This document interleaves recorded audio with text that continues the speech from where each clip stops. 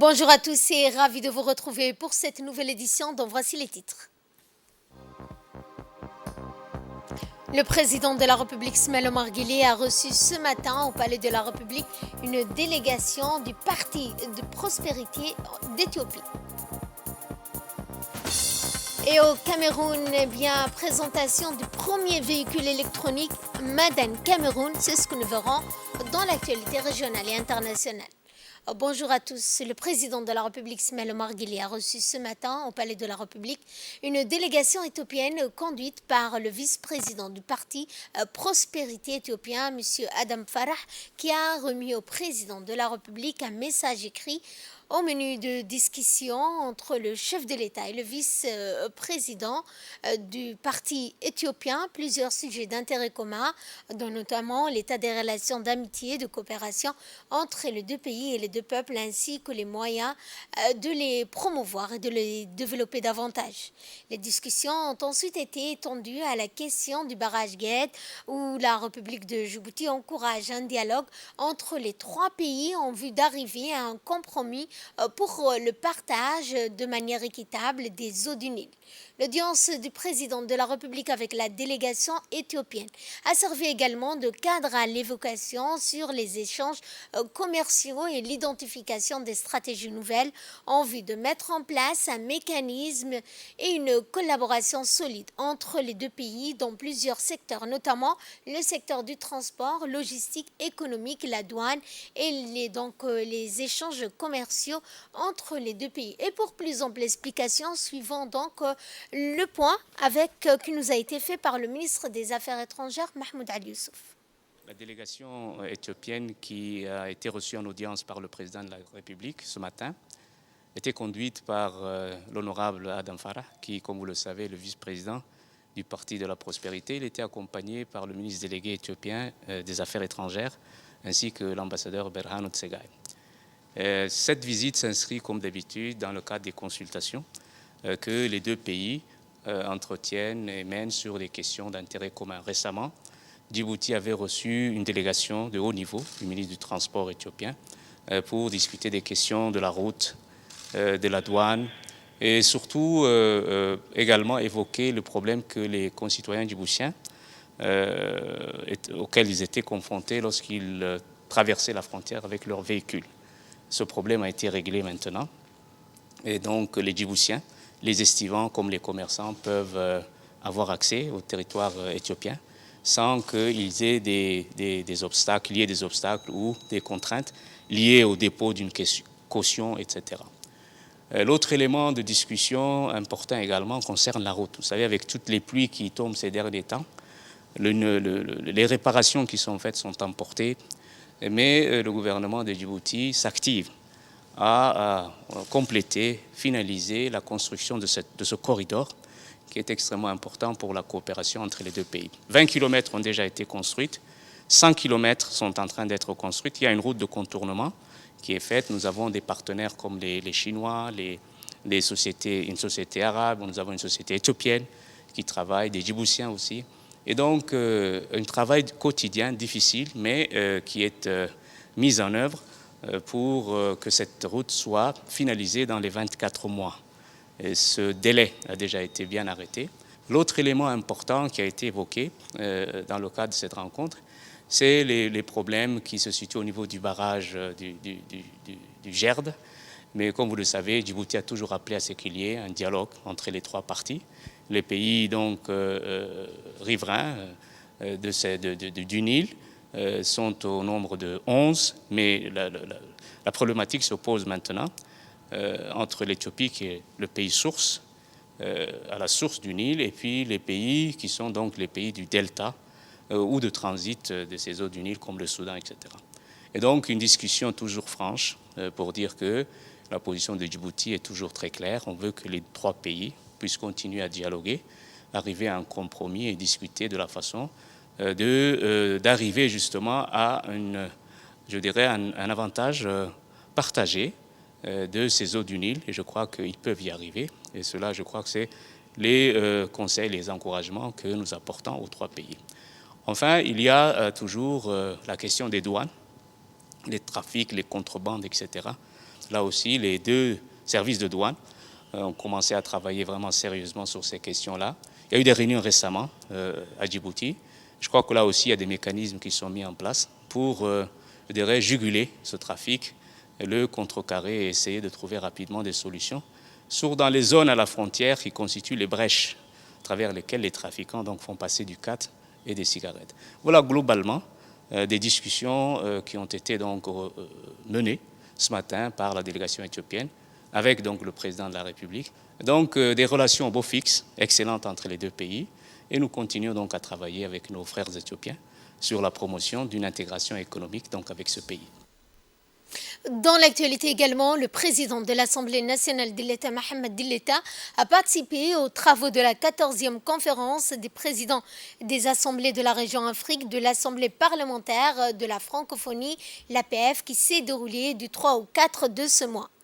En Côte d'Ivoire, le président de l'Assemblée nationale était accompagné d'une importante délégation dont les députés, membres de l'Assemblée parlementaire francophone. Cette 14e conférence des présidents était l'occasion pour les leaders africains de l'APF d'évoquer une série de sujets sensibles, notamment la question politique, la situation sécuritaire dans un certain nombre de pays africains. En marge de ces assises, le président de la République de la Côte d'Ivoire, Alassane Ouattara, reçu en audience le président de l'Assemblée nationale djiboutienne. Le président de l'Assemblée nationale et sa délégation ont également été reçus dans le salon d'honneur du président Adama Togo. Cette rencontre était l'opportunité pour les deux présidents de consolider leur concertation et d'échanger sur les enjeux et défis auxquels s'attelle l'APF. Entre autres, l'un des points de presse. Autour d'un point de presse, le président du Parlement djiboutien et son homologue n'ont pas manqué de longuement s'attarder sur les liens de coopération bilatérale unissant Djibouti à Abidjan. Et dans notre magazine de ce 15h, nous allons parler des enfants et des droits dont ils disposent. L'enfant doit disposer d'institutions qui leur est dédiées dans cette perspective que la République de Djibouti, par le biais de son ministère de la Femme et de la Famille, a lancé le Parlement de l'enfant. De quoi de mieux d'être à l'écoute de ceux pour qui notre gouvernement travaille pour un avenir radieux.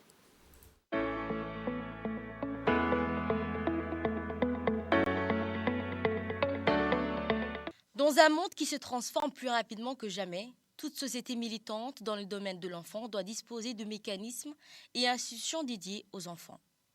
C'est dans cette perspective que la République de Djibouti, par le biais de son ministère de la Femme et de la Famille, a lancé le Parlement de l'enfant. Quoi de mieux que d'être à l'écoute de ceux pour qui notre gouvernement travaille sans relâche pour un avenir radieux. Un exemple édifiant qui est ancré dans la politique clairvoyante du président de la République, son Excellence Malmar Guelleh, qui a donné à ses hautes instructions la création de ce mécanisme. Un acte fondateur qui était le déclencheur d'une nouvelle dynamique pour l'ancrage d'une conception moderniste concernant la relation des enfants avec la société. Une dynamique qui posait un principe, celui de la création d'une institution pour mettre en vigueur les questions et inspirations de l'enfant dans un monde qui changeait de facettes. Ainsi, c'est en 2018 que le Parlement des enfants sera mis en place et pris ses nouvelles fonctions, et précisément du 13 au 14 mai de cette même année-là, l'Assemblée nationale de la République de Djibouti va tenir la première séance plénière du Parlement des enfants. 27 nouveaux enfants parlementaires, dont 14 garçons et 13 filles sélectionnés dans les différents établissements publics et privés de Djibouti-Ville et des régions de l'intérieur, étaient les nouveaux députés juniors pour un mandat de 2 ans, 2018-2020. Cette initiative incluait même les enfants à besoins spéciaux. Un événement qui prenait ses fondations de ce que les valeurs de la démocratie et de la citoyenneté ont de plus noble. Une idée nouvelle, approuvé par tous, et fera son chemin au fil du temps. Dans cela, il est important que ce Parlement puisse jouer pleinement un rôle de catalyseur, celui de participer à la préparation de nouvelles générations. Partant de leur rôle effectif comme partenaires principaux dans le développement national à travers la maîtrise de la chose publique locale. Étant entendu que, pour eux, la culture des droits de l'enfant constitue la base de conduite pour les enfants sans discrimination et que cet exercice de culture quotidien qui exige la spontanéité et l'objectivité à tout instant. Ce fut une occasion unique qui leur permettrait de faire ce que les députés pratiquaient habituellement, c'est-à-dire présenter une fraction importante de notre population, exprimer leurs ambitions, leurs préoccupations et leurs attentes et interpeller leurs aînés, les représentants politiques, sur le monde qu'ils souhaitaient pour héritage.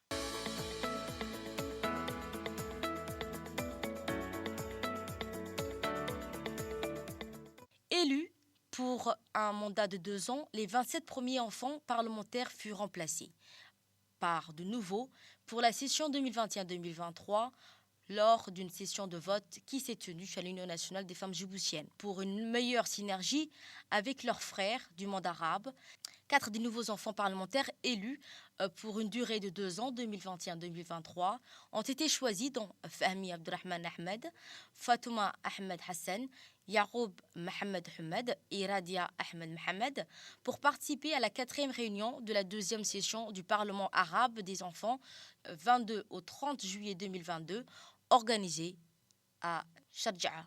17 pays arabes dans la République djibouti ont assisté aux travaux de la 4e réunion. Chaque pays arabe était représenté par 4 enfants, toujours 2 garçons et 2 filles, sous le thème de la culture de la sécurité alimentaire. Ces enfants parlementaires ont appris à écouter ce que dit l'autre, à respecter son opinion, à dialoguer et échanger leurs idées sans recours à la violence, ni à la haine, ni à l'exclusion. Ces enfants parlementaires aujourd'hui connaissent les règles qui régissent la vie d'une société démocratique et organisée basée sur les droits, mais également ses obligations. Sachant que la pratique de la démocratie, comme toutes les activités humaines, a besoin de règles qui soient pratiquées et respectées. Ces enfants parlementaires connaissent que le respect des procédures démocratiques est un exercice quotidien, un exercice démocratique permanent et la pratique de la démocratie a besoin aujourd'hui de femmes et d'hommes honnêtes qui pensent à servir les intérêts communs.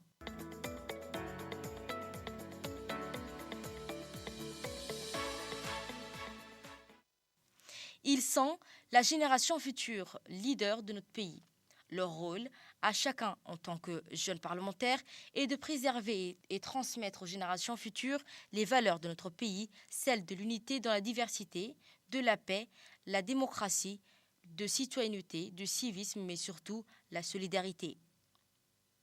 Ce que les militants pour le droit des enfants, ils sont les porte-paroles de leurs camarades de classe, des jeunes de leur quartier et de leur région. Ces jeunes parlementaires sont là pour partager leurs préoccupations et les aspirations, défendre leurs droits et des préoccupations qui aideront à améliorer concrètement leur situation, surtout ceux des plus vulnérables d'entre eux. Ces jeunes ont saisi cette occasion de la Journée internationale de l'enfant pour mener des actions de sensibilisation et des plaidoyers dans les écoles, les quartiers, sur les questions qui touchent le plus les enfants du monde rural, mariage précoce, abandon scolaire.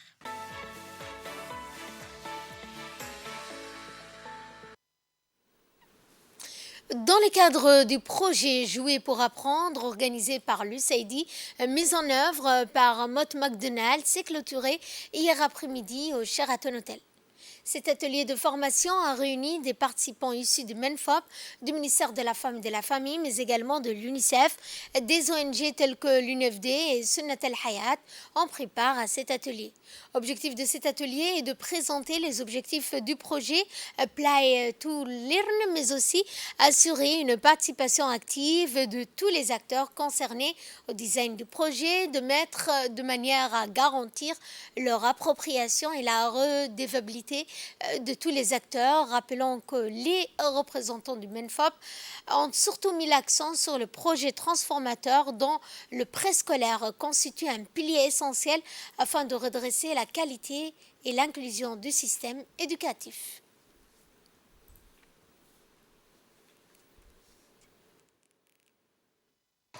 Donc, on est là aujourd'hui dans un atelier organisé par l'USAID dans le cadre du préscolaire. Cet atelier, c'est pour les 2 ministères, pour le ministère de l'Éducation nationale, le ministère de la Femme. On parle de la petite enfance, c'est-à-dire ça va être un projet qui va porter sur 4 ans et qui va porter sur la petite enfance de 3 à 6 ans. Donc on est en train de faire un plan d'action. D'abord, il y aura un plan qui va se faire pour une première année, qui va porter de mai à septembre.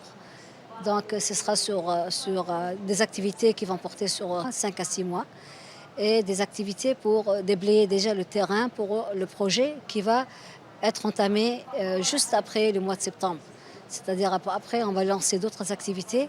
À chaque fois, on sera obligé de se réunir, de proposer des activités dans ce sens, afin qu'on puisse avancer dans le plan d'action qui portera sur ce projet-là sur 4 ans avec l'USAID. La ville de l'Unité vit au rythme du mois béni du Ramadan. Ainsi, les habitants de Dikil se retrouvent dans les mosquées pour la rupture du jeûne autour d'un iftar collectif en présence des autorités locales, régionales. Après la rupture du jeûne, c'est au tour de la prière du soir de permettre aux Dikilois d'effectuer la prière de la Tarawih. Des participants de ces manifestations ont expliqué que ces moments de prière collective sont organisés pour servir d'exemple. Et de là, nous passons à ce qui domine l'actualité africaine et régionale. En Afrique, eh bien, la présentation du premier véhicule électronique Made in Cameroun. Dari Nganou, jeune ingénieur camerounais en électromécanique, vient de fabriquer un véhicule électrique de 3 places Made in Cameroun.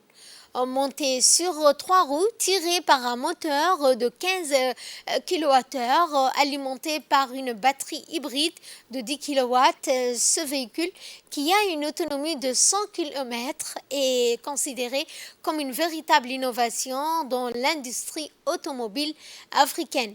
Pour la construction de ce véhicule, Daryl a dû allier le savoir-faire de l'ingénierie mécanique locale à des pièces électroniques fabriquées en Chine. Évoluant sur fonds propres, le jeune Daryl sollicite l'aide des pouvoirs publics pour parfaire son travail et booster ainsi la production afin de couvrir la demande nationale, si besoin international. Et ce sont ces points que ce journal touche à sa fin. Merci à vous de l'avoir suivi.